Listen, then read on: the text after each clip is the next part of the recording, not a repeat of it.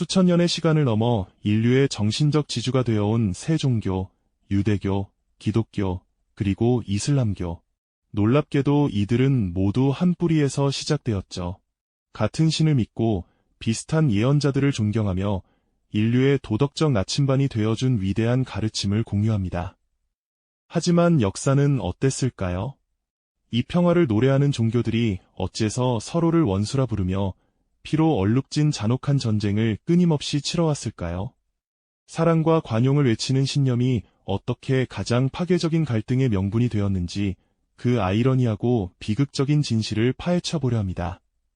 이 영상은 단순히 종교 간의 싸움을 넘어 인간의 신념과 권력, 그리고 생존이 복잡하게 얽힌 역사의 단면을 보여줄 것입니다.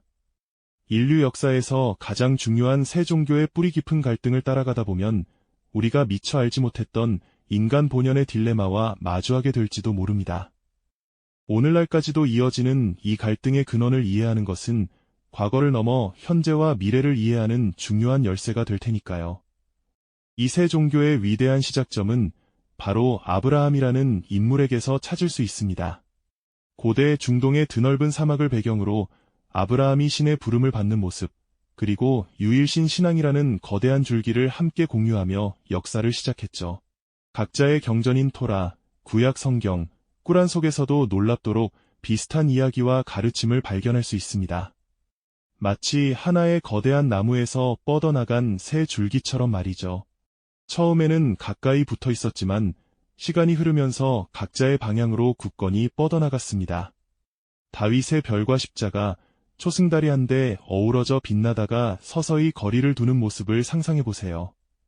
그렇다면 이토록 깊은 유대감을 가졌던 종교들이 어떻게 서로에게 날카로운 칼날을 겨누게 되었을까요? 그 첫 번째 균열은 바로 메시아에 대한 해석의 차이에서 비롯됩니다. 오랫동안 유대인들은 자신들을 압제해서 해방시켜줄 강력하고 카리스마 넘치는 메시아를 기다려왔습니다. 그들은 로마 제국의 지배 아래에서 고통받고 있었기에 정치적이고 군사적인 구원자를 간절히 원했죠. 하지만 예수님은 그들이 기대했던 세속적인 지도자가 아닌 영적인 구원과 사랑, 그리고 희생을 설파하는 메시아의 모습을 보여주셨습니다. 그의 가르침은 유대교의 율법주의와는 다른 새로운 길을 제시했습니다. 많은 유대인들은 예수를 자신들이 기다리던 메시아로 받아들이기 어려웠고, 이는 유대교와 기독교가 독자적인 길을 걷게 되는 가장 큰 씨앗이 됩니다.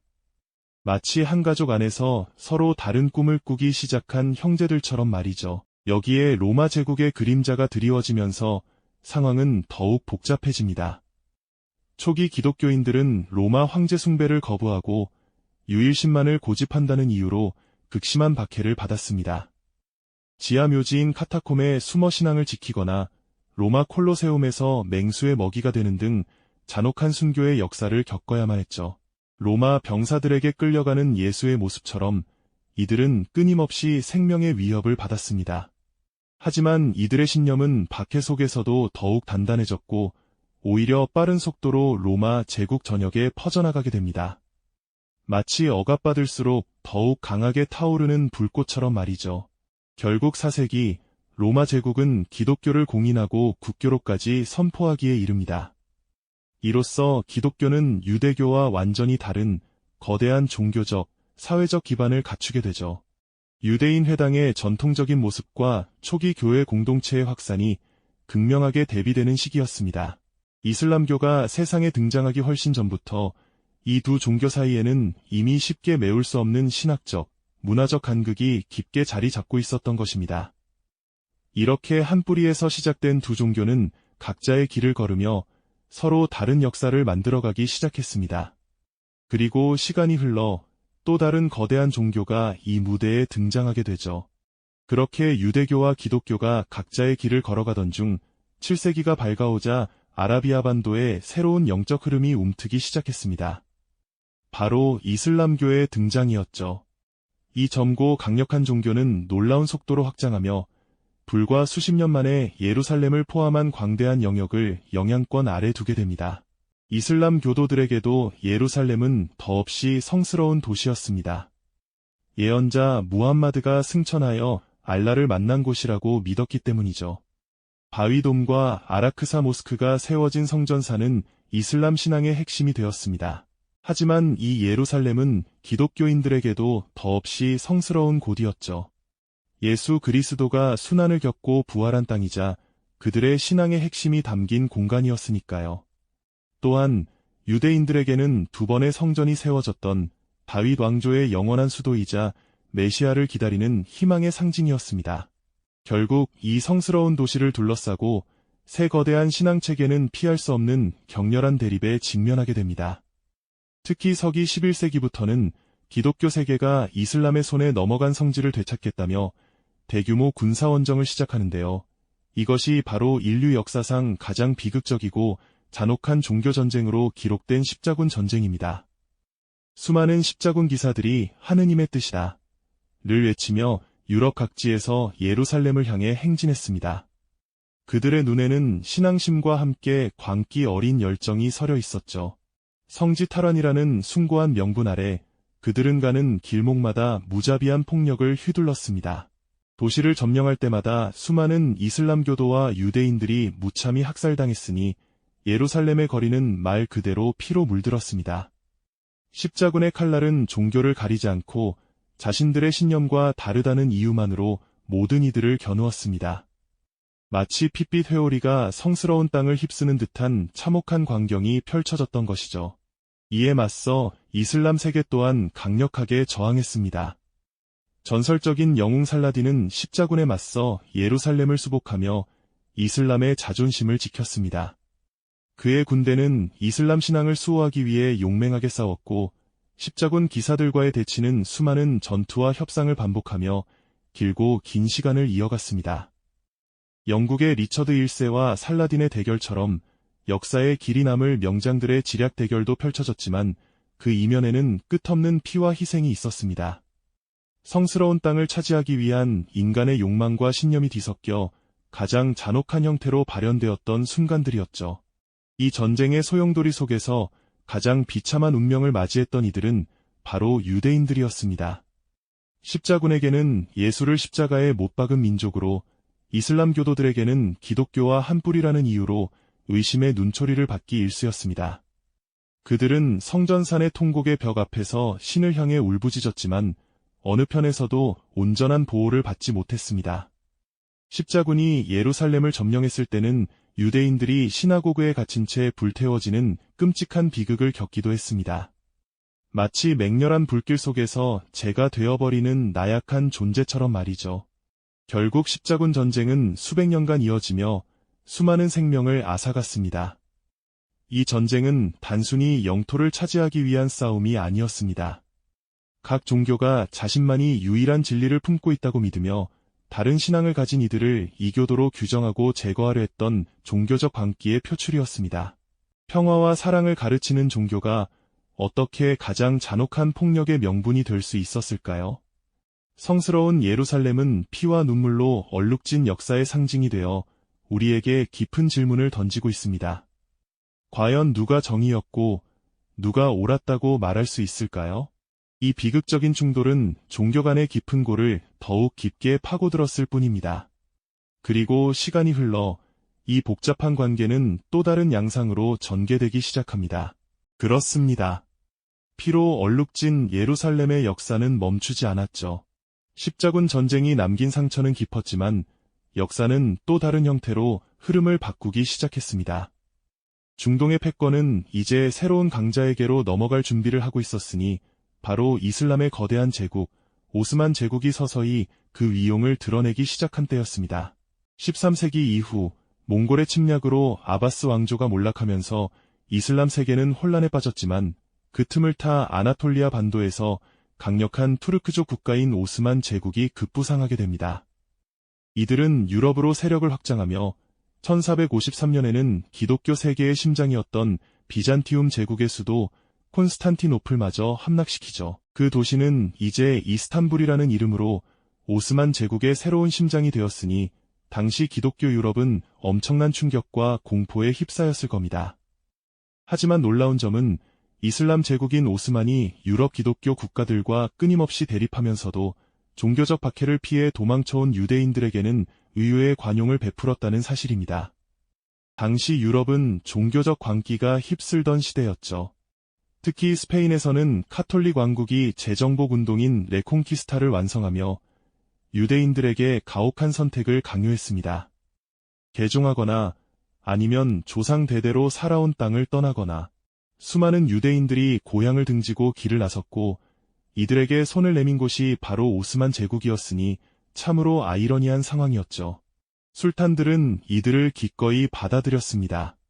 박해받던 유대인들은 오스만 제국의 다양한 도시, 예를 들어 살로니카나 이스탄불 등지에 정착하여 상업, 금융, 의학, 외교 등 여러 분야에서 뛰어난 재능을 발휘하며 제국의 번영에 크게 기여했습니다. 스페인에서 추방당한 유대인들이 낯선 땅으로 향하는 고통스러운 행렬을 상상해보세요. 그들에게 오스만 제국은 마치 사막의 오아시스 같지 않았을까요? 이슬람의 깃발 아래 그들은 새로운 삶의 터전을 일구어 나갔습니다. 이것은 정말 흥미로운 역사의 한 단면입니다. 기독교 유럽이 유대인들을 박해하고 추방할 때 이슬람 제국은 그들에게 피난처를 제공했다니 말이죠. 이러한 모습은 종교 간의 갈등이 전부가 아니라는 것을 명확하게 보여주는 사례가 아닐까요? 오스만 제국은 동시에 강력한 군사력을 바탕으로 기독교 유럽 국가들과 치열한 전쟁을 벌였습니다. 발칸반도, 헝가리, 오스트리아 빈까지 진격하며 유럽을 공포에 떨게 했죠. 이슬람과 기독교의 전선은 끊임없이 불꽃을 튀기며 긴장감을 고조시켰습니다. 결국 오스만 제국과 유럽 기독교 국가들 사이의 관계는 단순한 종교적 적대감만으로는 설명할 수 없는 복잡한 양상을 띠고 있었습니다. 때로는 종교적 관용이, 때로는 정치적 이해관계가, 그리고 또 때로는 잔혹한 전쟁이 뒤섞여 나타났던 거죠. 유대인들에게는 생존의 기회를 제공했지만 동시에 유럽의 기독교 세력에게는 거대한 위협으로 다가섰던 이슬람 제국의 모순적인 모습은 우리에게 많은 것을 생각하게 합니다. 단순히 흑백 논리로 선과 악을 나누기 어려운 복잡한 역사의 단면을 보여주는 것이죠. 종교가 때로는 포용의 손길을 내밀고 때로는 칼날이 되어 돌아오는 이 기묘한 반복은 인간의 신념과 권력, 생존이라는 본능이 얼마나 복잡하게 얽혀 있는지를 여실히 보여줍니다. 과연 이 모든 관계 속에서 우리는 무엇을 진실이라고 부를 수 있을까요?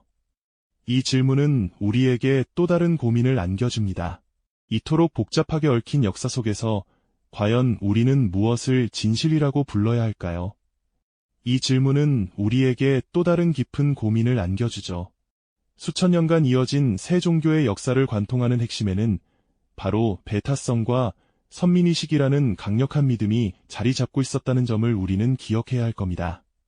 각 종교는 스스로가 유일한 진리를 품고 있으며 오직 자신들만이 신에게 선택받은 민족이라는 확고한 신념을 가졌던 것이죠.